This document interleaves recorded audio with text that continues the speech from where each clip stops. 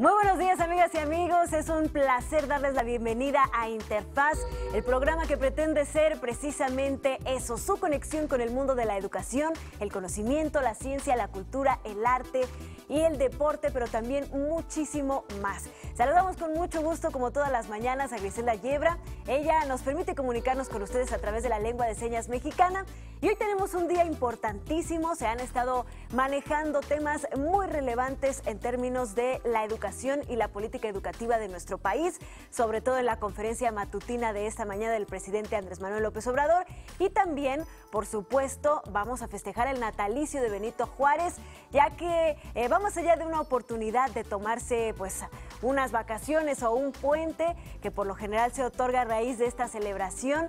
Es bueno saber quién fue en realidad este mítico personaje, este gran personaje de la historia mexicana y qué fue lo que hizo para merecerse un lugar tan importante en nuestro calendario nacional y por supuesto en la historia de México. Benito Juárez nació el 21 de marzo de 1806 en San Pablo, Guelatao, Oaxaca. Ingresó al seminario en 1821 por sugerencia de su padrino don Antonio Salanueva, quien lo instruyó y educó durante su infancia, para más tarde concluir sus estudios de jurisprudencia en el Instituto de Ciencias y Artes de Oaxaca en 1834. A lo largo de su vida se desempeñó en varios cargos, como el de abogado en defensa de las comunidades indígenas, encargado del aula de física del Instituto de Ciencias y Artes de Oaxaca, rector de este mismo instituto, regidor en el Ayuntamiento de Oaxaca, diputado local del Estado de Oaxaca, gobernador del Estado, presidente de la Suprema Corte de Justicia y más tarde, como todos sabemos, presidente de la República Mexicana. Sus ideales lo llevaron a prisión en múltiples ocasiones y aunque su propuesta por México le costó el exilio durante la administración del presidente Santana, su perseverancia lo guió a no rendirse ante México y a regresar del exilio con la iniciativa que le dio un giro a la historia de la República Mexicana, la creación de las leyes de reforma. Benito Juárez personifica la determinación de llevar a cabo una transformación social humanista, trascendente y duradera, aún a expensas de arriesgar la propia vida. Su gesta es un ejemplo de una voluntad inquebrantable, fundamentada en la legalidad y en la defensa del Estado de Derecho para generar así condiciones estructurales y sociales que aún hoy son la base del marco legal de nuestra nación. Y precisamente esta mañana en su conferencia de medios de comunicación, el presidente Andrés Manuel López Obrador recordó el legado de Benito Juárez en materia educativa y reiteró que se cancelará la actual reforma. En este contexto, el mandatario hizo un llamado a la Coordinadora Nacional de Trabajadores de la Educación para priorizar el diálogo entre ambas partes en este proceso. Queremos informarles sobre la cancelación de la reforma educativa, porque ayer, en ejercicio de sus derechos, se manifestaron maestros y impidieron que se sesionara en la Cámara de Diputados y en la Cámara de Senadores. Me dirijo a todo el Magisterio Nacional, a todos los trabajadores de la educación, para que se deje de manifiesto con toda claridad que siempre hemos cumplido y vamos a seguir cumpliendo con nuestros compromisos, que somos consecuentes,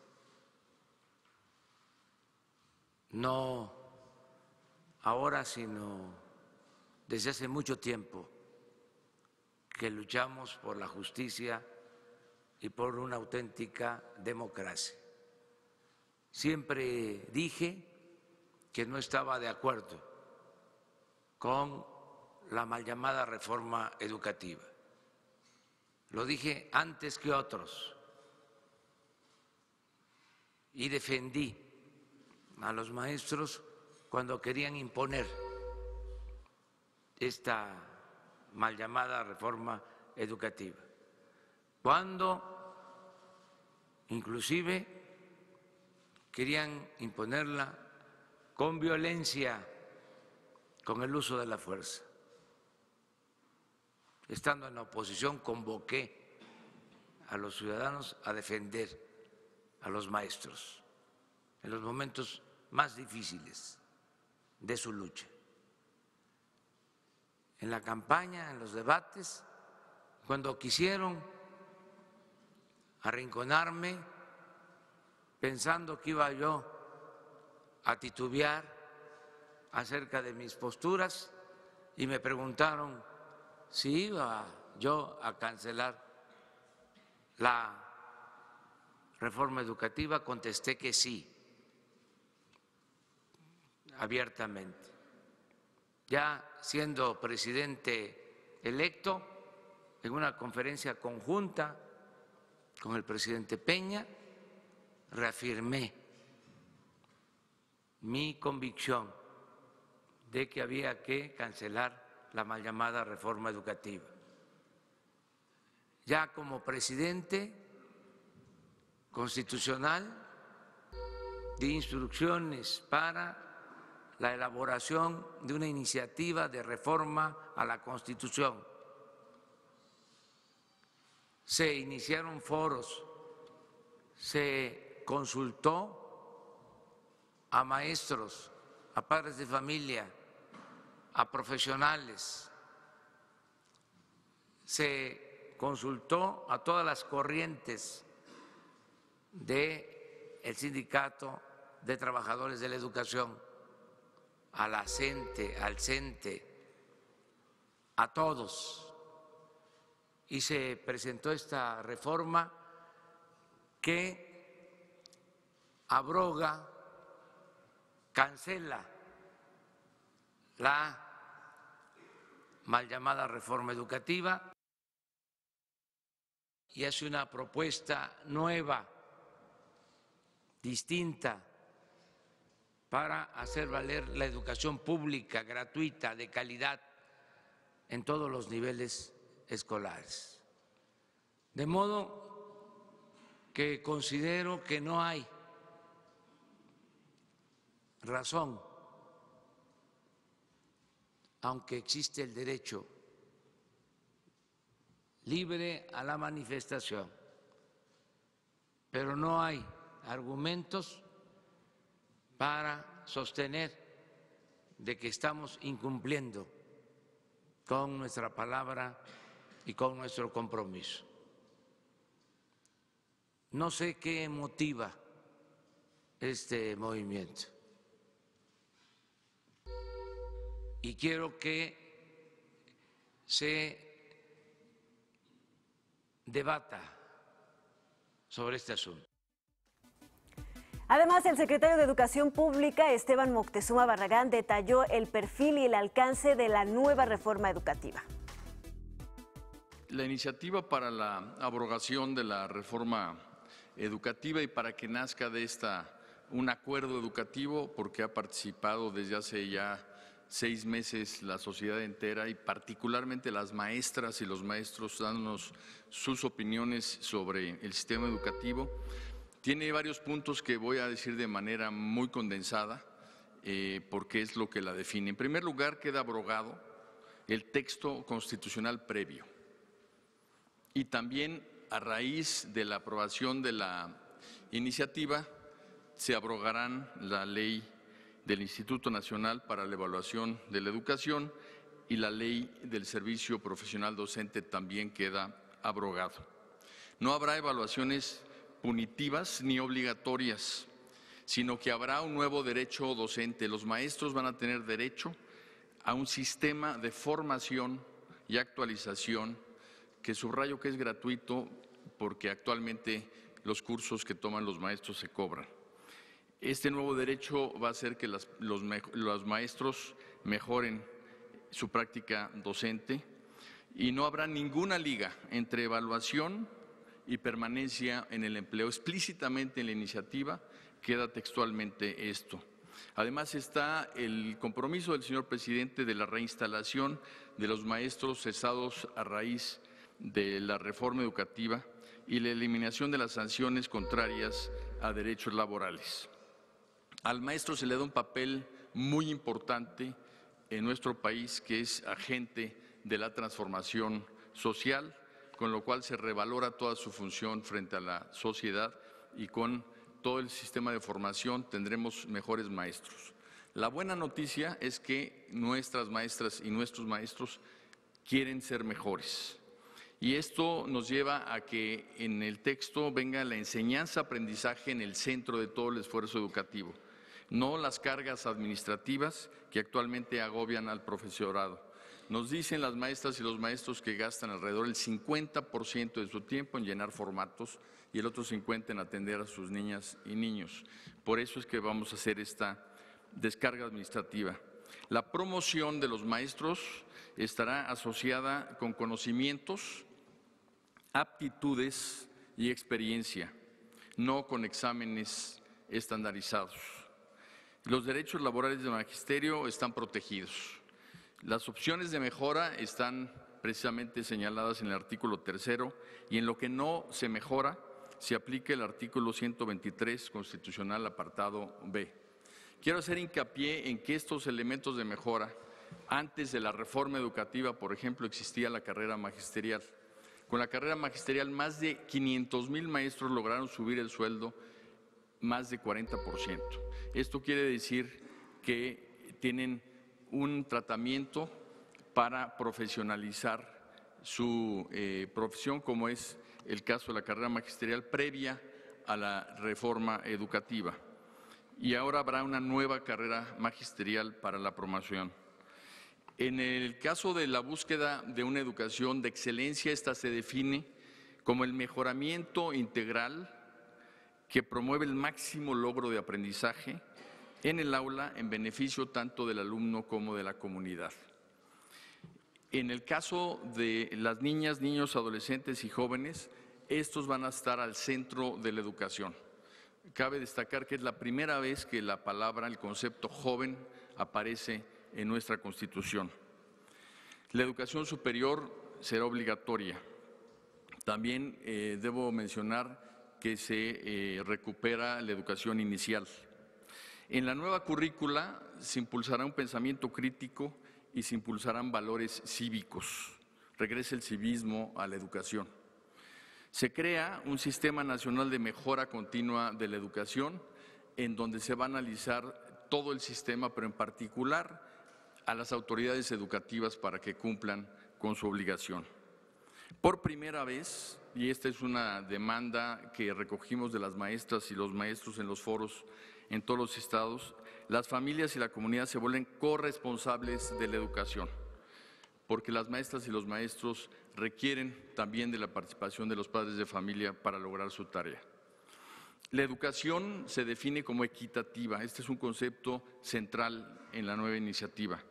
Impulsará acciones que revertirán carencias alimentarias, de infraestructura y su mantenimiento en zonas de alta marginación y becas para favorecer la permanencia en la escuela. El Sistema Nacional de Mejora Continua de la Educación va a tener un consejo técnico integrado por maestras y maestros con experiencia frente a grupo y especialistas.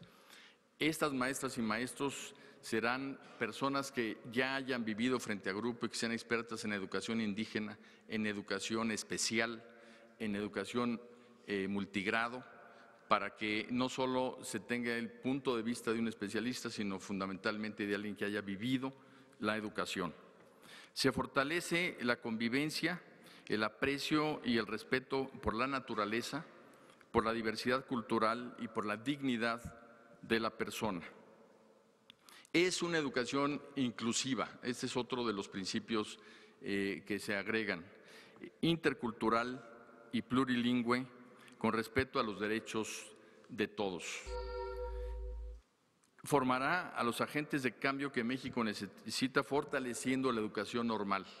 Uno de los mayores esfuerzos que se van a hacer es precisamente tener una educación normal que realmente sea a la altura de los retos de nuestra educación pública. Va a haber algo que es muy importante y que rompe totalmente con la reforma educativa previa. Una educación para las diferentes realidades de México, una educación pertinente con contenidos y políticas por regiones. Y vamos a invitar a los actores sociales a participar en estas tareas, para que las regiones tengan expresada también en la educación pública su propia cultura y valores. Los adultos mayores tendrán garantizada la posibilidad de ingreso a las instituciones educativas en sus distintos tipos y modalidades para aprender a lo largo de la vida. No se trata de que una persona que no aprendió y que ya es adulto tenga cerradas las escuelas. Van a poder participar para precisamente seguir o empezar a estudiar. Los planes y programas de estudio van a tener perspectiva de género. Y una cosa muy importante, van a estar centradas en ciencias y en humanidades. Esto es una definición muy importante, revivir las humanidades, y por ello habrá historia, geografía, civismo, filosofía, tecnología, innovación, lenguas indígenas, lenguas extranjeras, artes como la música, educación física, deporte, promoción de estilos de vida saludables, literacidad, cuidado del medio ambiente y cultura de paz. Toda la educación va a estar garantizando que nuestros niñas, niños y jóvenes sean personas que sepan defender los derechos humanos, que conozcan lo que es la igualdad sustantiva, la cultura de paz, la honestidad. Va a haber un especial énfasis en la honestidad, en los valores y en estar siempre en una mejora continua. Contribuirá a la mejor convivencia humana, al respeto por la diversidad cultural y por la naturaleza. Será una educación inclusiva y se va a garantizar la educación especial para las personas con discapacidad. Se respeta y promueve la autonomía universitaria, y el Sistema Nacional de Mejora Continua también tendrá un Consejo Ciudadano que le ayude con su criterio a tomar las mejores decisiones. Habrá cada vez mayor oportunidad de acceso a la educación superior hasta lograr cero rechazo, y educará no solo para el empleo, educará para la vida, no solo para capacidades cognitivas, sino también, además de ellas, capacidades socioemocionales y valores cívicos. En muy apretado resumen, señor presidente, esto es lo que contiene la iniciativa que en las comisiones de la Cámara de Diputados está por discutirse para abrogar la reforma educativa y hacer una nueva educación pública, porque lo mejor de la educación pública está por venir.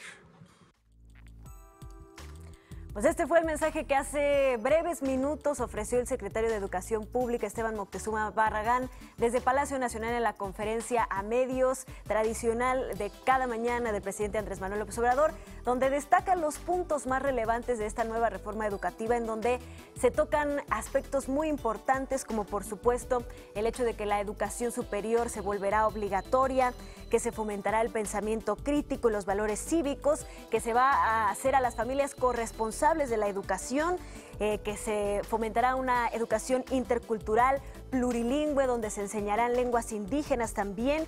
Se fomentará que los niños y jóvenes de nuestro país aprendan sobre cultura de paz, sobre el cuidado al medio ambiente, defiendan los derechos humanos, se revalorizará a las humanidades, se incluirá, por ejemplo, a la filosofía muy fuertemente en la currícula a todos los niveles, y pues también se educará para la vida, y por supuesto este organismo que se encargará de la mejora continua del magisterio, que estará compuesto por maestros frente a grupo, por especialistas y también un consejo ciudadano. Todo esto, pues algunas pinceladas de esta reforma que será, por supuesto, muy nutrida, que se ha estado discutiendo desde hace varios meses en los diferentes estados de la República, en los foros de consulta y, por supuesto, también en las cámaras con diferentes especialistas, y que, por supuesto, todavía está abierta para que se discutan y se integren todos los puntos de vista. Vamos a hacer una breve pausa y regresamos. Esto es Interfaz.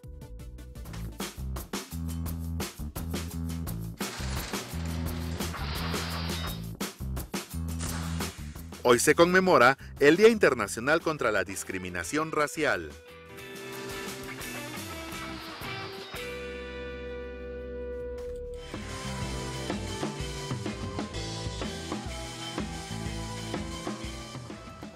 Gracias por seguir con nosotros en Interfaz. Y bueno, pues no hubo mejor momento en la historia de nuestro país de hablar de la educación y de estos preceptos tan puntuales que se mencionaron al exponerse este proyecto de nueva reforma educativa, que el natalicio de Benito Juárez, ya que su historia y sus aportes a la educación son fundamentales y sin ellas no podríamos entender lo que está sucediendo en este momento. Y es algo que los mexicanos ya traemos completamente asimilados en nuestro ADN como mexicanos. No podemos pensar de otra forma la educación que no sea laica, que no sea gratuita, que no sea obligatoria.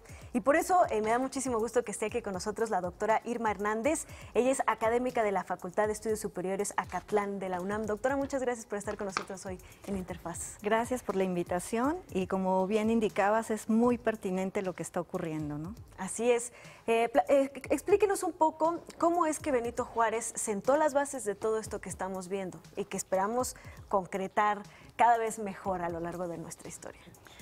Podríamos centrarnos en la época de Juárez, pero yo quiero irme un poco más atrás, porque finalmente entre los años 30 y los años 40 del siglo XIX es cuando se manifiesta toda esta tradición o la preocupación real sobre la educación a través de grandes personajes, ¿no? Tenemos las reformas que hace Gómez Farías, que pretende hacer, la participación de Mora también en la educación y muchos otros personajes, ¿no? Que son el antecedente a la Constitución del 57, a la reforma que se hace a la educación en 57 y a las posteriores leyes donde participa toda la generación de la reforma y obviamente Benito Juárez. En este momento tan importante para la educación, el anuncio que se acaba de hacer de la educación, pues las discusiones son del siglo XIX. Es muy interesante ver cómo se retoman principios básicos, ¿no? La integración de la familia, la incorporación de la familia a la preocupación educativa. Claro. Y un elemento sustancial, tiene que ser una educación para todos, que finalmente es uno de los legados que hace este grupo de la reforma. La Constitución del 57 plantea ya un elemento importante para nuestro país, para la historia, para el desarrollo y que seguimos manteniendo, ¿no? Lo que decías, no podemos imaginarnos una educación que no sea laica. Exacto. Existe en nuestro país la educación no laica, la educación que imparten los religiosos y hay instituciones dedicadas a esto, ¿no? Pero para todo lo que el Estado interviene con recursos económicos, desde el 57 se está planteando ya la laicidad de la educación. Se hace una reforma en 61, pero por obvias razones no hay mucha trascendencia, porque además de que están todavía en planes, pues viene un periodo muy difícil para la historia de México, se rompe con todo lo que pretendían hacer después del 61, y finalmente, en lo único que queda esa ley del 61 es en remarcar que la educación tiene que ser laica como principio. La Constitución del 57 plantea de manera muy general la separación de la Iglesia y el Estado y muchas otras cosas que todavía seguimos manejando hasta la época actual. Después del 61 viene un proceso histórico complicado para el país.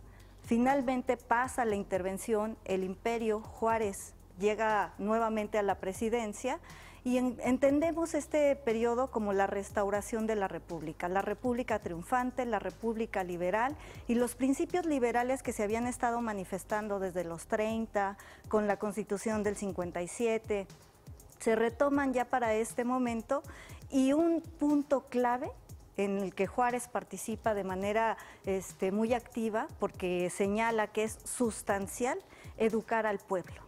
Educar al pueblo y moralizar al pueblo, algo que ahorita estamos nosotros viendo, ¿no? Con esta nueva ley de educación que también se está manifestando. Se tiene que moralizar al pueblo, educarlo, para que comprendan las leyes que los van a regir, los principios, etcétera, ¿no? Claro. Y le va a encargar esto, toda esta parte de la educación a un personaje muy interesante. Este personaje, que va a ser el secretario de Justicia y, bueno, el ministro de Justicia y de Instrucción Pública, se va a encargar de convocar a otra serie de personajes también importantes para que construyan una ley, que va a ser la Ley Orgánica de Instrucción Pública. Así es. Esta Ley Orgánica de Instrucción Pública, o la llamada Ley del 2 de diciembre de 1867, va a tener varios ejes. y va a ser muy interesante la manera en que comienzan ya a plantear la educación del pueblo mexicano. Tenemos que entender que para el siglo XIX uno de los grandes problemas es que la mayoría de la población no hablaba español. La educación entonces se reduce a un grupo casi siempre citadino. Cuando ya se habla de una educación mucho más amplia, va a ser en tiempos posteriores, siglo XX, desde la época del Porfiriato, siglo XX, pero en este primer momento, con la Ley Orgánica de Instrucción Pública del 67, se plantea que la educación tiene que ser popular, laica, gratuita y obligatoria. Entonces tiene que tener un alcance mucho más amplio. Además de eso, se comienza a dar como principio básico la enseñanza de la historia, lo que también veíamos ahora, y la enseñanza de otro conocimiento fundamental, que es el conocimiento de la geografía, como una asignatura que se enseñaba, pero no era obligatoria. A partir de esta reforma del 67, historia, geografía y civismo van a ir de la mano, como parte de la educación que cualquier mexicano que vaya o que pueda ir a una escuela debe de recibir. ¿Qué se buscaba con esto? Que los jóvenes, los párvulos, comenzaran a tener un gran sentimiento por la historia de su país. Esta gran historia que los liberales van a ensalzar de manera profunda y que conozcan sobre todo el territorio en el que habitan, un territorio por el cual se luchó en épocas anteriores. Y además de eso, que conozcan las leyes y que se reconozcan en ellas como participantes. Es una de las primeras funciones que este grupo de liberales, a través de esta primera ley de instrucción, se comienza a plantear, ¿no? Ya como un hecho básico de la educación. Claro. Y bueno, me parece fundamental que hayamos podido revisar este aspecto en este día, que además pues coincidió con este anuncio, y yo quisiera invitar a la doctora que en otras ocasiones pudiéramos platicar de todos los más distintos aspectos que la historia de Benito Juárez y todo este grupo que usted menciona, pues forjó y sentó las bases para el México que hoy conocemos. Muchísimas gracias por haber estado con nosotros hoy, doctora. Su explicación fue inmejorable. Muchas gracias. Gracias. Una pausa y volvemos con más en Interfaz.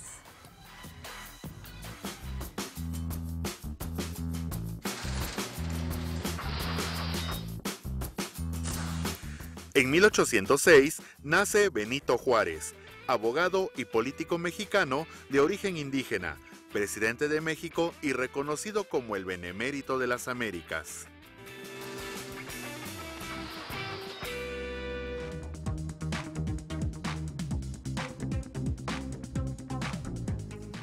Gracias por seguir con nosotros en Interfaz. Y bueno, hoy es jueves de Rebotando Ideas. Ya está con nosotros Mauricio Huesca, consejero del Instituto Electoral de la Ciudad de México.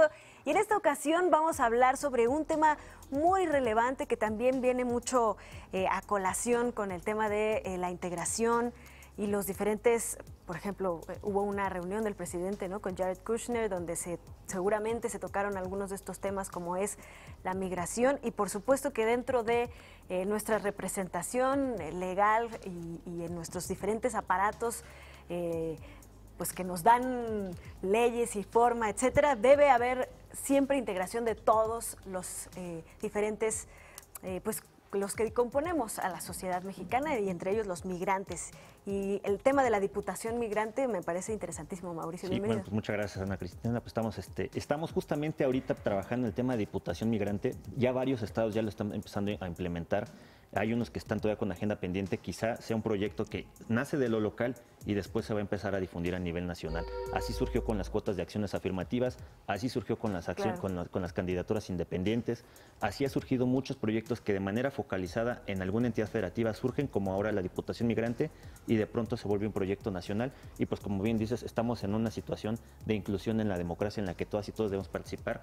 En la Ciudad de México tenemos 14 grupos en situación de vulnerabilidad, no solamente migrantes, personas en situación de calle, personas afrodescendientes, personas con discapacidad, y poco a poco en las instancias electorales lo que hemos estado tratando de hacer en un trabajo de formación cívica y educación y construcción de ciudadanía, lo que estamos haciendo es integrarlas y de manera un poco quizá forzada, obligando a los partidos políticos a que cada vez integren a todos los grupos en situación de vulnerabilidad en los temas de la cosa pública, porque es una situación en la cual tenemos que estar todas y todos incluidos. Claro. Antes de irnos con las preguntas de Ricardo Tapia Basurto, que estudia maestría en Gobierno y Asuntos Públicos en pues, la Unidad de Estudios de Posgrado de la UNAM, me gustaría que nos explicara rápidamente qué es específicamente esto de la Diputación Migrante. Sí, la Diputación Migrante es una figura que es de reciente creación, en la cual va a operar a partir de la segunda legislatura de nuestra recién inaugurado Congreso de la Ciudad de México, y lo cual va a ser una representación, una persona que reside en el extranjero y que sea oriundo u oriunda de la Ciudad de México, ya sea incluso hasta descendiente de padre o madre de la Ciudad de México, pero que se encuentre residiendo. No tiene que haber nacido forzosamente en la Ciudad de México y puede estar en cualquier parte del mundo. ¿Y ahí se va a quedar? Y ahí se va a quedar, y la va a ser una representación binacional de los intereses económicos, sociales, culturales, de expresión de cualquier tipo a nivel internacional en la Ciudad de México, pues para toda la diáspora migrante que se encuentra, que son, al menos en la Ciudad de México nos ha informado el Instituto Mexicano del Exterior de la Secretaría de Relaciones Exteriores, cerca de 20 millones de personas que se encuentran al menos en la frontera o en los estados fronterizos de Estados Unidos. Muy bien, pues está interesantísima esta figura, Mauricio. Si te parece bien, vamos a ver las preguntas de Ricardo. ¿Qué entidades de la República Federal tienen en su legislación contemplada la figura de la Diputación Migrante? Pues mira, interesante pregunta, y le agradezco mucho la pregunta también. Ya existen algunos modelos de diputación de migrantes. Chiapas ya había empezado con un modelo, lo desaparecieron, pero bueno, seguramente posteriormente lo activarán. Zacatecas ha sido el pionero sin duda alguna en ello. Ya ha generado no solamente una cuota y acción afirmativa obligatoria y vinculante a los partidos políticos para que registren una diputación en su lista del modelo que le llaman de representación proporcional, es decir, no votas en una boleta por esta persona, pero sí como partido político, si todos los votos van para el Partido Colorado, pues el Partido Colorado tiene la obligación de haber postulado un migrante. Los famosos plurinominales. Los plurinominales, exactamente. Dentro de eso tiene Ahí que estar el tiene que diputado haber migrante. También en los estados como Michoacán, Guerrero tiene también esa misma figura, pero se ha postergado un poco su implementación. Por otro lado, Durango, Guanajuato y, si no mal recuerdo, también Michoacán, ya incorporaron también la figura de diputación migrante de una manera flexible, también en las famosas plurinominales, pero en las cuales reconocen la binacionalidad, es decir, puede ser que estés residiendo de manera permanente en México o en Estados Unidos, o tengas alguna conexión familiar o núcleo de negocios, y entonces también reconocen esta figura. Y en el caso de la Ciudad de México, es una situación que vamos a empezar a regular. Nosotros no queremos que sea, es lo que vamos a tratar de negociar con el Congreso y con la diáspora migrante, que sea no una lista de representación proporcional, sino que sea una votación exprofesa en planilla, que tú votes por una persona que conozcas y no que sea de un partido político. Habrá que sea independiente, además.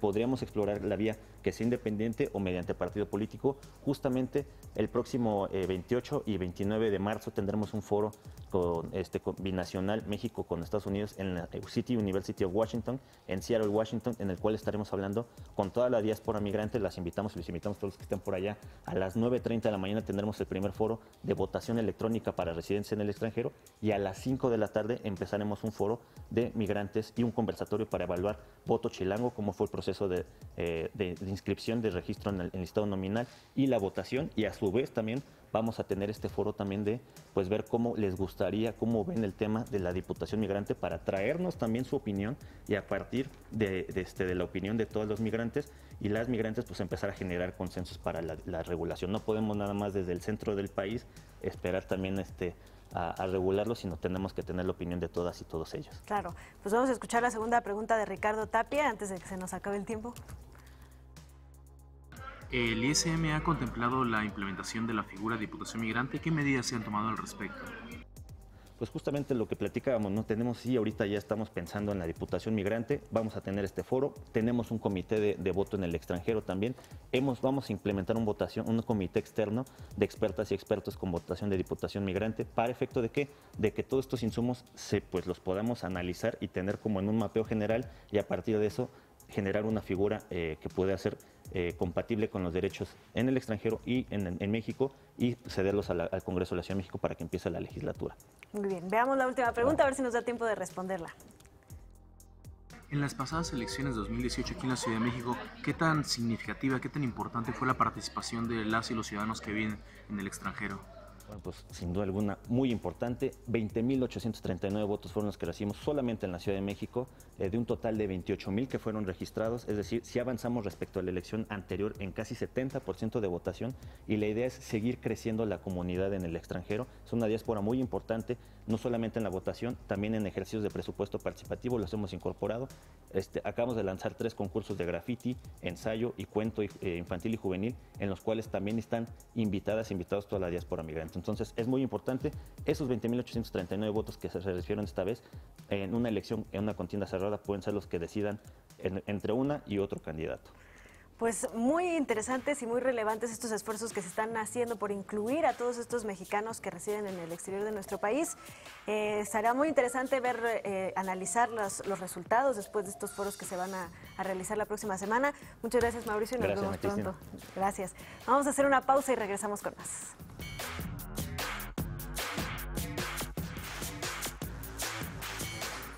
Gracias por seguir en Interfaz. Y bueno, si hoy ven a alguien en la calle con calcetines disparejos, no piensen que se equivocó al ponérselos, o bueno, a lo mejor sí se equivocó, pero también se puede deber a que hoy se conmemora el Día Mundial del Síndrome de Down, y los calcetines disparejos, así como los moños de diferentes colores con otras pues diferentes causas, son parte de la conmemoración de este día, son parte del símbolo.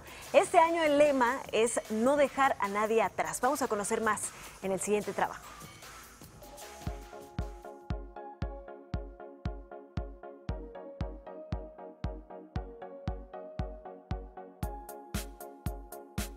Hoy, todos a usar medias disparejas.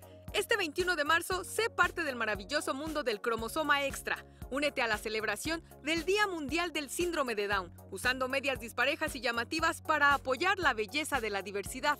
Cada año, el Día Mundial del Síndrome de Down se focaliza en un tema. Y este año, el lema es no dejar a nadie atrás, con el fin de que todas las personas que tienen esta situación tengan la oportunidad de disfrutar su vida con plenitud e igualdad de condiciones, como lo establece la Agenda 2030 de la ONU para el Desarrollo Sostenible. La fecha de esta celebración fue elegida en 2012 por la Organización Mundial de las Naciones Unidas. Antes de continuar, veamos qué es el síndrome de Down. Su nombre fue dado debido a que John Langdon Down fue el primero en describir esta alteración genética en 1866, aunque nunca llegó a descubrir las causas que la producían. Casi 100 años después, en 1958, un joven investigador descubrió que el síndrome es una alteración a nivel de los cromosomas. Este síndrome es una alteración genética que se produce por la presencia de un cromosoma extra. El cromosoma es la estructura que contiene el ADN o una parte de él. Las células del cuerpo humano tienen 46 cromosomas, distribuidos en 23 pares. Uno de estos pares determina el sexo del individuo. Los otros se enumeran del 1 al 22 en función de su tamaño. Las personas con síndrome de Down tienen 3 cromosomas en el par 21, en lugar de los 2 que existen habitualmente. Es por esto que este síndrome también es conocido como trisomía 21. Es de suma importancia aclarar que el síndrome de Down no es una enfermedad y los efectos que producen esta alteración en cada persona son muy variables. Quienes tienen esta condición presentan algún grado de discapacidad intelectual y algunas características típicas como las cardiopatías, susceptibilidad a infecciones, desarrollo de leucemia y Alzheimer. Al principio del siglo XX, se esperaba que los afectados por este síndrome vivieran menos de 10 años. Ahora, cerca del 80% de los adultos que lo padecen superan la edad de los 50 años. Tener un niño con síndrome de Down no es sinónimo de transmisión hereditaria. Es importante el estudio cromosómico para determinar el origen. Estadísticas mundiales indican que la incidencia estimada del síndrome de Down a nivel mundial es en 1 de cada 1000 recién nacidos y que entre 70 y 80% de los bebés con trisomía 21 son de parejas menores a 40 años de edad, contrario a lo que se creía antes.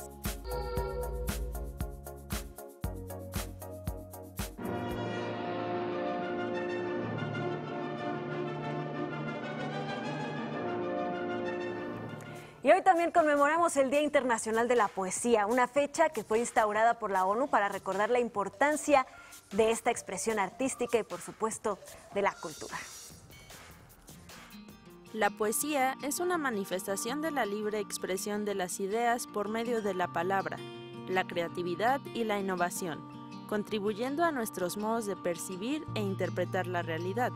Por este motivo, la UNESCO proclamó el 21 de marzo como el Día Mundial de la Poesía, con el objetivo de apoyar la expresión poética y ser vehículo de comunicación artística.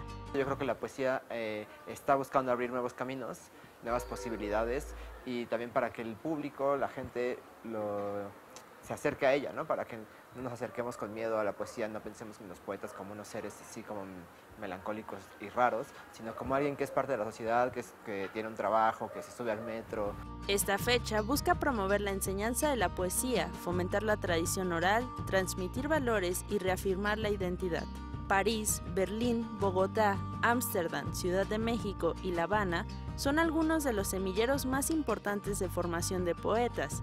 Sin embargo, en cada rincón del mundo hay un poeta. La poesía es un arte que utiliza el lenguaje y las palabras, es decir, una herramienta que utilizamos todos los días, pero la poesía lo utiliza en un sentido que de un modo opera en contra del sentido común y mecánico de esas palabras, ¿no? Las letras hispanoamericanas nos han dado nombres como Selva Casal, Lope de Vega, Octavio Paz, Julio Cortázar y Pablo Neruda, pero son las letras de cada poeta la que dan voz a las emociones que no se pueden expresar.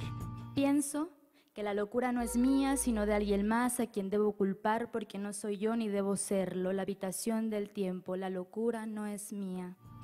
A lo largo de más de 2 décadas, el Día de la Poesía se consolida como un puente de comunicación entre los artistas y la sociedad, rompiendo los esquemas y convirtiéndolos en iguales. La poesía se escribe y se crea, reuniendo a las personas en torno a ella. El poeta, o lo que era un poeta, solía pensarse que era como un ser aislado de la sociedad, una persona como muy críptica y como alguien como raro, ¿no? Es como sería una palabra para empezar. Y lo que hacía, por lo tanto, era una rareza. Y era como algo para unos cuantos iniciados, como un arte que solo algunos podían comprender, que no era para todos, ¿no? No hay algo que sea exclusivamente poético y algo que no, sino que todo, como es lenguaje, cabe ahí. Pues ya saben lo que dicen, que de músicos, poetas y locos todos tenemos un poco, y es que la poesía pues es una de las formas más bellas que tenemos de signar nuestra realidad a través de las palabras, de hacer metáforas que llenen de significado cada uno de los aspectos de nuestra vida, y a través de los grandes poetas de la historia de la humanidad podemos irnos dando cuenta de qué es lo que hay realmente en nosotros como seres humanos. Así que interesantísimo que podamos celebrar un día entero de la poesía, donde en varios lugares del mundo, en las ciudades más importantes de todo el globo, se llevan a cabo diferentes actividades, eventos y, por supuesto, un gran fomento a retomar a los poetas. Vamos a hacer una breve pausa. Al regresar tendremos una interesantísima entrevista al respecto. No se la pierdan.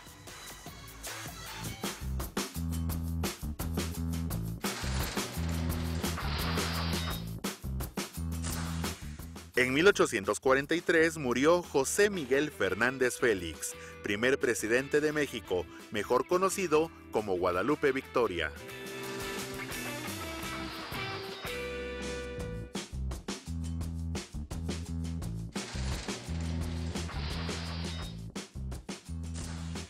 En 1811, Miguel Hidalgo, Ignacio Allende y otros insurgentes fueron capturados por las tropas realistas en Acatita de Baján, Coahuila.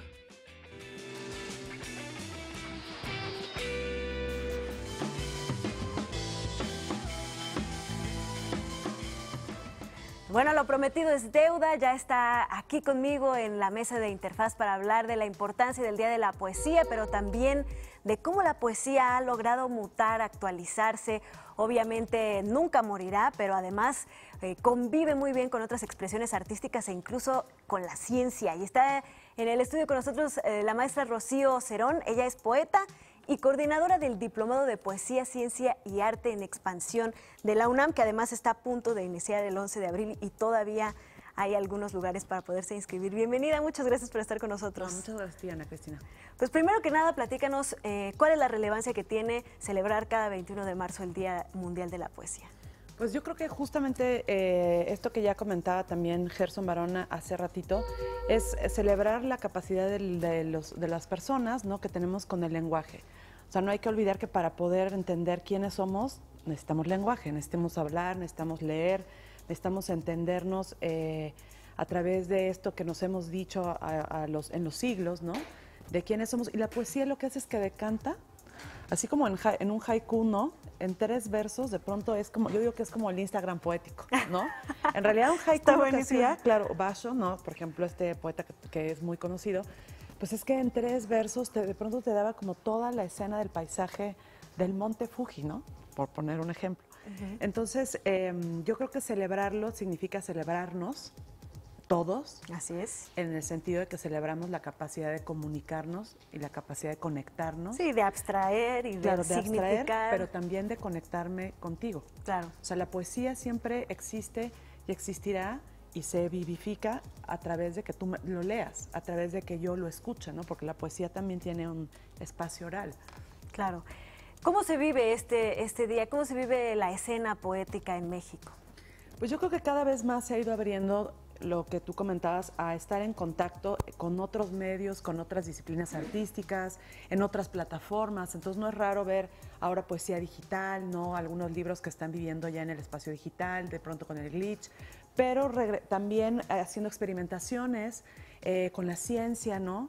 Hay biopoesía, hay poesía y arte neural, ¿no? Hay poesía y esta relación entre poesía, ciencia y arte. ¿Dónde se dan esas vinculaciones y dónde se dan esas fricciones? Yo creo que son cosas que los poetas contemporáneos nos estamos preguntando y hay distintas búsquedas, ¿no? En mi caso muy particular me interesa la exploración con el arte sonoro, la exploración con el arte contemporáneo y mucho trabajar en colaboración. Creo que esta generación ha trabajado mucho en colaboración con otros artistas o con científicos y seguimos trabajando en ello, ¿no? ¿Qué es lo que, según tu perspectiva, con todo lo que has vivido alrededor de la poesía, no solamente en su forma más clásica y pura, sino también en toda esta experimentación con otros medios, con otras disciplinas, qué es lo que tú consideras se necesita tener, saber, ser para ser un buen poeta? Pues sobre todo primero leer, ¿no? Pero yo lo que digo, no es nada más una lectura de textos, o sea, uno es un lector multiperceptual todo el tiempo, estás leyendo 360 grados, o sea, lees el texto pues igual con los ojos o estás escuchando una lectura y estás ahí también, pero uno lee perceptualmente, sensoperceptualmente, también con el tacto, también con el oído. Para mí es importantísima la idea de la escucha, ¿no? O sea, claro, la escucha te permite tener 360 grados, saber dónde estás dimensionado espacio-temporalmente. Sí, la poesía tiene esta parte muy sonora, exacto, ¿no? Muy rítmica, sonora, y incluso como me gusta mucho pensar en la idea de José Gorostiza, que pensaba que los poemas eran una construcción arquitectónica, verbal, pero arquitectónica también. Y yo creo que el poema es eso. A mí me gusta pensar en el poema que se levanta holográficamente, ¿no? Así que de pronto lo ves como si fuera una construcción orgánica, holográfica, y que de alguna manera eso también se transmite en estos ejercicios o en estas experiencias experimentales entre sonido, entre experimentación sonora, entre cine en vivo y entre el hecho de que el cuerpo del poeta se vuelva también el diapasón, no que sea intérprete de su propia escritura. Claro. ¿Cómo tú recomendarías a la gente que siempre ha tenido, porque la poesía también asusta, ¿no? No es fácil, es un poco críptica para algunas personas, ¿no? Porque justamente no te entrega todo de una sola vez, sino que tienes que irlo saboreando, desnudando, viendo desde distintos aspectos. ¿Cómo tú recomiendas a la gente acercarse a la poesía? ¿A través de quién? ¿A través de qué? ¿Cómo? Bueno, a mí me gustaría que la gente tuviera menos prejuicios sobre la poesía y que entendiera lo poético antes que la poesía. Todos tenemos ya per se, los niños, una dimensión de imaginación poética. Pensando en la imaginación poética como un punto de partida que todos tenemos, ¿no? Hay muchos puntos de conexión. Entonces, cuando uno se acerca al poema, quizá no le entiendas todo, quizá sí. La poesía es muy celosa, eso lo decía un buen amigo poeta chino que se llama Sergio Parra, decía, la poesía es muy celosa y le pide y le exige al poeta, pero también le pide y le exige al lector. Sí. Y como todo en la vida, hay que hacer musculatura, ¿no? Uh-huh. Hay que hacer una musculatura de la mirada, una musculatura también de la escritura, pero también una musculatura lectora, Entonces, yo creo que tiene que ver con la sensibilidad. El poema lo que le exige al lector es sobre todo atención. Y en este momento que todo es tan vertiginoso, le exige también ralentizar, o sea, hacer un ejercicio de lentitud, de un espacio distinto al que estamos acostumbrados, y es absolutamente generosa cuando te entregas a ella. O sea, yo creo que la poesía al lector, cuando de pronto dice, wow, ya descubrí, y empieza a entender esas capas y esos niveles de lectura que hay en un poema tan breve como el que acabo de decir, de 3 versos de un haiku, ¿no? O en un solo verso, que de pronto dices, wow, ¿cómo alguien pudo decir esto que yo he intuido, claro, ¿no? Desde hace tantos años, y en un solo verso alguien puede definir lo que siento, que puede ser lo que siento o lo que pienso, porque la poesía tiene siempre esta tensión entre la emoción y el pensamiento. Yo creo que un gran poema tiene esos 2 ejes tensores siempre ahí. Y el lector se va a comunicar justo en esos puntos, en esas porosidades entre esos ejes, y entrará. Y cuando un lector de poesía empieza, incipiente, de pronto se ve seducido por la poesía, cuando ya se le inocula el virus, como yo digo, de la poesía, ya no hay regreso, ya no hay regreso. Claro, como nos ha pasado a todos, finalmente los poetas somos primeramente lectores y luego escritores. Pues yo creo que con esto quedó bastante más claro en qué terreno nos estamos moviendo, Rocío. Vamos a hacer una breve pausa y al regresar me gustaría que ahora sí entráramos en materia y me platicaras un poco acerca de este diplomado de poesía, ciencia y arte en expansión, de la poesía en expansión y de todas estas nuevas formas que tú has estado explorando entre disciplinas que pueden ser tan disímbolas o parecer tan disímbolas como la poesía y la neurociencia o algo así. Sí. Perfecto, vamos a hacer una breve pausa y no se pierdan esta interesante charla.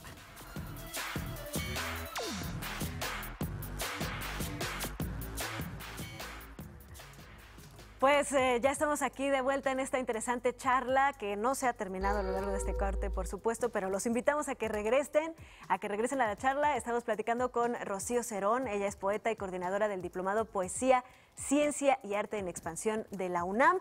Y precisamente, pues lo que queremos saber un poco ahora, Rocío, es acerca de estas nuevas formas de poesía, ¿no? Porque obviamente la poesía es algo que nunca va a envejecer, nunca va a morir, pero también puede actualizarse y convivir con las nuevas formas de vida de los seres humanos que ahora están tan inmiscuidas en la ciencia y la tecnología. Pues sí, justamente yo creo que hay que pensar una cosa que a lo mejor no se nos ocurre tanto, pero que el lenguaje cuando apareció, el lenguaje tal cual como cuando apareció la imprenta, era tecnología. Claro, es logos. ¿No? O sea, tal cual. Entonces, de pronto pensar que lo que estamos haciendo es simplemente como responder al aire de los tiempos, ¿no? Entonces, si tienes las plataformas, por ejemplo, yo tengo una plataforma, en Instagram tengo un proyecto que se llama La Observante Escucha, donde subo una serie de pequeños videos, ¿no? Con paisajes sonoros y versos, ¿no? También unas burbujas sónicas, que para mí es como esta idea de tomar, ¿no? De absorber como los sonidos del mundo contemporáneo y trabajarlos con versos y con poemas y hacer estas pequeñas burbujitas sónicas que están ahí y entender eso, que tienes muchas plataformas, pero que las plataformas responden más bien a lo que tú tienes que decir. Claro. O sea, el poeta lo que quiere es decir algo porque se cuestiona, porque le duele, porque lo piensa, porque discurre, por las razones que sea. Y ese decir, lo que pasa ahora es que ese decir puede estar en un libro, ¿no? Impreso tal cual, que es lo que yo normalmente hago. Tengo los libros impresos, pero en paralelo al trabajo textual estoy haciendo poesía sonora, poesía visual, ¿no? Dibujo también un poco, entonces todo eso conforma como un universo creativo. Entonces no es solamente que sea nada más poeta, sino más bien es una idea de creador interdisciplinar o transmedial, en la cual implementas esas plataformas o la ciencia, ¿no? A mí que me interesa muchísimo la ciencia. El arte neural, esta capacidad de la plasticidad, de la sinapsis cerebral y cómo es que tu pensamiento puede cambiar a través de ejercicios que tienen que ver con la voz, con la resonancia de la voz, con la resonancia del lenguaje en tu cuerpo y que eso pueda generar, que parece extraño, pero es verdad, que pueda resonar y crear distintas conexiones, ¿no? Sinápticas, porque pues finalmente el cerebro tiene una plasticidad increíble. Claro. ¿no? Son más de 100,000 neuronas ahí interconectadas, creando miles de conexiones. Sí, que aunque se creía que no se generaban nuevas sinapsis, nuevas sí. conexiones, recientemente se ha dicho que para nada, ¿no? Que esto sigue sucediendo sin ningún problema. Sí, y aparte, bueno, tener la idea de que en el cerebro no solamente tienes en un área el área del lenguaje, sino que está en dos, ¿no? Y cómo es que esto se relaciona en tu capacidad también de nombrar el mundo. O sea, a mí me interesa mucho que la gente entienda que sí es importante saber que el azul celeste y el azul Berlín son diferentes. ¿Y Claro. por qué necesitas tener conocimiento de esas palabras o de esos adjetivos? Pues porque hay una gran relación en tu capacidad de nomenclatura de decir, en tu capacidad también de nombrar el mundo y en tu capacidad de pedir qué quieres del mundo, ¿no?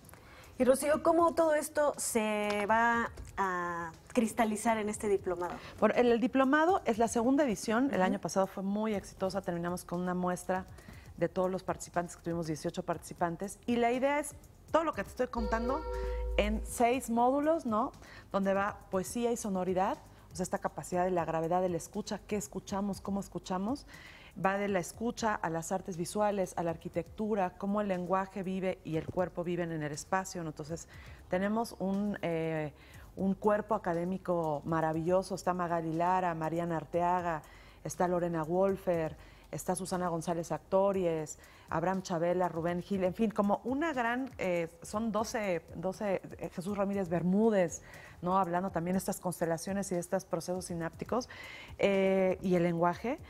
Entonces, tú lo que haces es que en realidad el diplomado funciona para que entiendas que el lenguaje es tu punto de salida o tu dispositivo y que se va a ir vinculando con otras áreas del conocimiento para que seas un mejor formador, para que tengas metodologías novedosas de creación, si es que eres maestro, por ejemplo, o si eres creador, que tengas una capacidad también de conocimientos de distintas áreas, de campos de saberes, para poder articularlos en las piezas. O la gente común, así tal cual. Cualquiera se puede inscribir. Cualquiera que tenga un grado más o menos después de prepa, o sea, ya en licenciatura o ya terminar la licenciatura. Pero de cualquier disciplina, cualquier disciplina, cualquier especialidad. Cualquiera. Amas de casa. Hemos tenido arquitectos, biólogos, gente que es autodidacta, de toda, y que lo que ha entendido es justo eso. ¿Cómo es que todo está concatenado y relacionado? Ese es el interés primordial. No hay otro diplomado como este en México. Es el primer diplomado que parte desde la idea del lenguaje como dispositivo de salida para investigar todos estos campos de saberes, ¿no? Y poderlos implementar en tu día a día, en tu campo laboral o en tu creación. Y inicia el 11 de abril, ¿todavía se pueden inscribir a través de qué página? De la página de Universo de Letras y de la Cátedra José Emilio Pacheco de la UNAM. Perfecto. Y finalmente, Rocío, platícanos rápidamente cómo pueden festejar hoy contigo el Día de la Poesía. Bueno, pues me encantaría que me acompañaran hoy. Hay en 2 sesiones. Ahora sí que sí estoy celebrando el Día Mundial de la Poesía. Voy a hacer 2 sesiones, una a las 7 de la noche en la Facultad de Música, que está ahí en Xicotenca 126 en Coyoacán, con una sesión que se llama Lab 92, Live Cinema y Arte Sonoro, que lo coordina Edgar Olvera Llerena, y lo que vamos a hacer, estoy con un artista que trabaja mucho el Live Cinema, que se llama Nómada, y Fabián Ávila. Vamos a hacer una experimentación, como un jam, digamos, de improvisación sonora, poética y visual, con un proyecto que se llama Observante. Entonces, esto va a ser con visuales, cine en vivo, poesía expandida, etcétera. Y luego a las 8:30, ¿no? Voy a estar en el Café Marabunta en Coyoacán, que está también sobre Miguel Ángel de Quevedo, el Café Marabunta, y ahí es una lectura solo para 20 personas. O sea, los que lleguen a las 8:30 y entren, los que lleguen, porque es muy chiquito, no hay que reservar. Y es una lectura de un libro que me gusta mucho que se llama Nudo Vortex, que está en Literal Ediciones, y va a estar su editora también, Jocelyn Pantoja. Vamos a estar ahí y es casi que te voy a leer en el oído. Fantástico. Pues muchas gracias, Rocío Cerón. Ella es poeta y coordinadora de este fantástico diplomado del cual nos acabas de platicar, de poesía, ciencia y arte en expansión de la UNAM, para el cual todavía hay algunos lugares disponibles. Muchas gracias por haber platicado con nosotros en este Día de la Poesía. Mucho éxito el día de hoy y en el resto de tus proyectos, y te esperamos pronto. Gracias, muchas gracias. Gracias. Vamos a hacer una pausa y regresamos con más. Esto es Interfaz.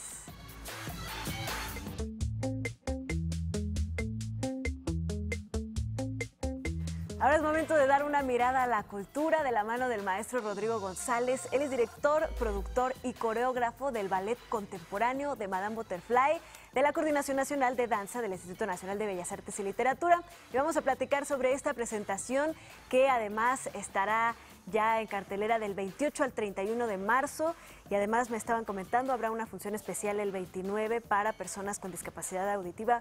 Maestro, bienvenido, muchas gracias por estar con nosotros. Muchísimas gracias a ustedes por la invitación, por abrirnos este espacio y por acercarnos al público, que siempre es la parte fundamental de nuestros espectáculos, ¿no? Si uno no tiene público, no tiene sentido subirse a las tablas. Claro, es un placer para nosotros que podamos platicar acerca de esta puesta en escena que me estabas contando. Está muy interesante. Ustedes llevaron a Madame Butterfly a un jardín zen y con danza contemporánea la van a reinterpretar. Así es, a partir del movimiento de la danza contemporánea, con 4 extraordinarios intérpretes, Ana Paula Oropesa, Carla Falcón, Fara Alonso y Yocoyani Arreola, abordamos esta partitura fundamental de la música universal, que es esta pieza de Puccini, la más famosa de sus óperas, Madame Butterfly, una historia de una geisha de 15 años que con toda la ilusión y el amor se casa con un capitán americano, Mr. Pinkerton, que se burla de ella, se casa nada más para tener sus favores y después la abandona y regresará después a Nagasaki, pero ya con una esposa americana y para ella con su hijo que concibió en aquella noche de bodas. Es una tragedia a la cual no puede salir de ella más que con la opción del harakiri, que su cultura es lo que la encamina, ¿no? Entonces es un tragedión, la música es de una belleza extraordinaria, las arias son escalofriantes y en voz de María Callas, con la orquestación de Von Karajan, pues es un deleite y es un lujo por todos los sentidos, ¿no? Por la música, la voz y la danza en el escenario. Es una estética en blancos, como si fuera un jardín japonés, que nos lleva a lo sublime. Y bueno, tiene esta cuestión de la contemporaneidad, ¿no? Que si bien es una historia del siglo XIX, de finales del XIX, y nosotros nos pudiera parecer lejana, pues nos muestra esta vulnerabilidad a la que se expone Cho-Cho-San por su juventud, por su feminidad y por su cultura, y que de pronto volteamos y tenemos muy cerca casos que parecen igual de vigentes que aquella historia que nos parece tan irracional, ¿no? Y no, de pronto las tenemos más cerca de lo que creemos. Entonces es una manera muy poética, hablando de la poesía, de abordar este tema y de poderlo disfrutar. Es un espectáculo para toda la familia, niños a partir de 3 años pueden acercarse a esta versión, tiene una duración de 1 hora. Y como decías, estrenamos el 28 de marzo y estaremos 28, 29, 30 y 31 en el Teatro de la Danza Guillermina Bravo, que se localiza atrás del Auditorio Nacional. Es un teatro del Instituto Nacional de Bellas Artes y Literatura. Y la función del 29 de marzo especialmente es una función dedicada para los alumnos del IMBA y para la comunidad de sordos, que tendremos bocinas cercanas al área destinada para ellos. También se les entregan globos con los que ellos pueden sentir las vibraciones de la música. Además, por ser una ópera, está subtitulada, entonces hay varios canales de comunicación y lo visual, desde luego, que es fantástico. Entonces tienen muchos canales también para poder disfrutar de esta puesta en escena, especialmente el viernes 29 de marzo. Los otros 3 días están abiertos al público general. ¿A qué horas son las funciones? Las funciones de jueves y viernes son a las 8 de la noche, sábado a las 7, domingo a las 6 de la tarde. Muy bien. Rodrigo, me gustaría que me contaras un poco más cómo fue este proceso de traducir esta ópera a la yo danza. tuve la fortuna de participar en distintas óperas como bailarín, con el Teatro Regio di Parma en Rigoletto, con Leo Nucci cantando en el escenario y yo ahí junto bailando con él, perigordinos y cosas muy específicas que nos pedían. En Muerte en Venecia, dirigida por Jorge Ballina en Palacio de Bellas Artes, también fue una experiencia maravillosa. En Il Postino, con la Ópera de Los Ángeles, en fin, en distintos títulos y distintas óperas. Y a mí me enamoraba, ¿no?, escuchar la ópera y poder participar en ella como bailarín, pero me quedaba con ganas de bailar más. Y entonces yo decía, bueno, ¿y qué pasa si bailamos una ópera completa? Si la bailamos toda. Contamos la historia solo desde el cuerpo, ¿no? Y entonces me puse a abrir este laboratorio de experimentación para generar esta propuesta, ¿no? Entonces llamo a estos 4 extraordinarios bailarines e intérpretes a que formemos esta historia y, bueno, ver qué podía suceder, ¿no? Y el resultado es bellísimo. Además, tenemos el apoyo de Ken, un chico japonés extraordinario, que nos facilitó los kimonos originales de su cultura y que nos permiten tener en la escena, pues, muy bien armado, muy bien vestido esta propuesta escénica. Pues enhorabuena, Rodrigo. Estoy segura que llamará muchísimo la atención poder revivir esta ópera a través del cuerpo, como bien tú lo mencionaste. Me gustaría que nos dijeras en qué página, dónde pueden tener más información. Claro que sí, en Facebook estamos como Madame Butterfly Danza y RAAC México, RAC México, que es la compañía. Ahí también pueden ver Madame Butterfly y todas las otras producciones que también tenemos para el público. Perfecto. Y qué maravilla que a través de Griselda las personas sordas van a poder enterarse de esta función. Que vengan, por también. favor, que les estamos dedicando esta función con mucho cariño. Perfecto. Pues muchísimas gracias, Rodrigo González, director, productor y coreógrafo del Ballet Contemporáneo Madame Butterfly. Te esperamos pronto por aquí para que nos hables de futuros proyectos que seguramente habrá. Me decías que esta puesta en escena viene de un taller de experimentación, ¿no? De experimental. Así es. ¿Y de cómo se puede obtener información? Bueno, fue un laboratorio, más que un taller, es un laboratorio de investigación, es decir, convoqué al elenco y nos pusimos a investigar el cuerpo, la música, la voz, la historia, el contexto y todo para generar la pieza, ¿no? Muy bien, pues seguramente que de ahí saldrán muchas otras ideas.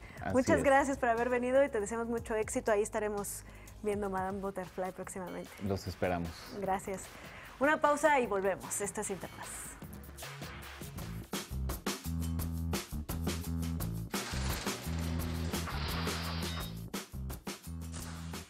En 2001, el transbordador espacial Discovery regresó a la Tierra con la primera tripulación de la Estación Espacial Internacional a bordo.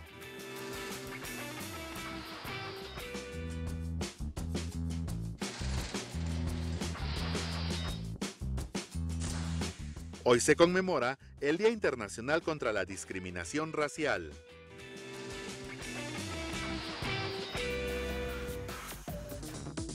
La Dirección General de Televisión Educativa y el Centro de Capacitación Televisiva y Audiovisual convocan a todos los interesados a unirse a los Diplomados 2019. Regístrate en www.televisioneducativa.gov.mx/capacitación. Tienes hasta el 22 de marzo.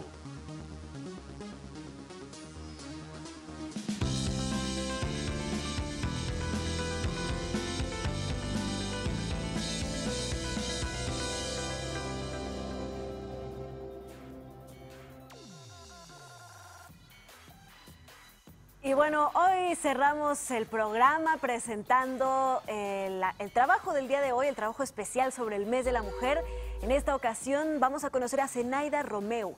Ella es la primera mujer cubana graduada del Instituto Superior de Arte de La Habana.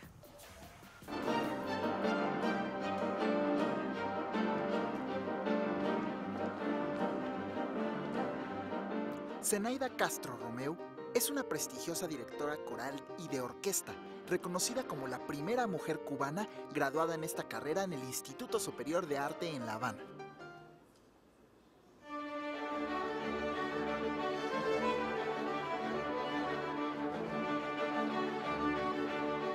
Proveniente de una familia de músicos, Zenaida siempre estuvo en contacto con la música de saxofonista y jazz band, lo que la impulsó a crear música. Era algo parte de la naturaleza de la familia.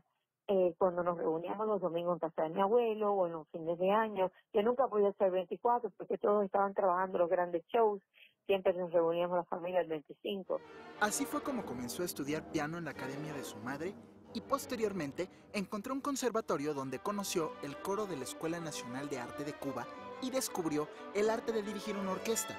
Durante su carrera profesional en dirección coral, estuvo a cargo de la profesora húngara Agnes Kralowski, quien la motivó a continuar estudiando para convertirse en directora de orquesta. Para 1983, Zenaida se convirtió en la primera mujer graduada de dirección orquestal.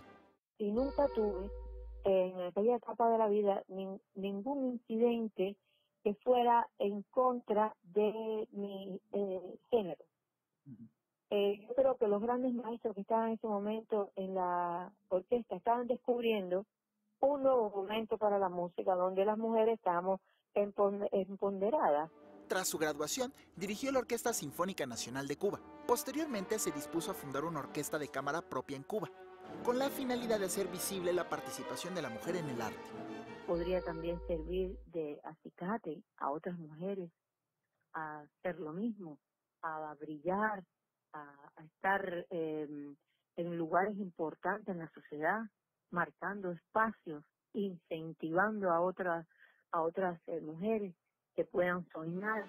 La Camerata Romeu se convirtió en intérprete de piezas únicas escritas por los mejores compositores de América, como Non Divisi, pieza que fue nominada en 2008 a los Grammy Latino. Además, ha participado en varios festivales internacionales de música, así como numerosas giras en España, Suecia, Noruega, Bélgica, Francia, entre otros países. Zenaida Romeu es un ejemplo del empoderamiento de la mujer y también demuestra que si lo quiere, cualquiera puede desempeñar la actividad que se proponga. Es de darle un cariño bien grande a todas las músicas, a las personas, a todas las mujeres, a todas las muchachas que pueden lograr cosas con su vida, que pueden voz y voto, que pueden expresar.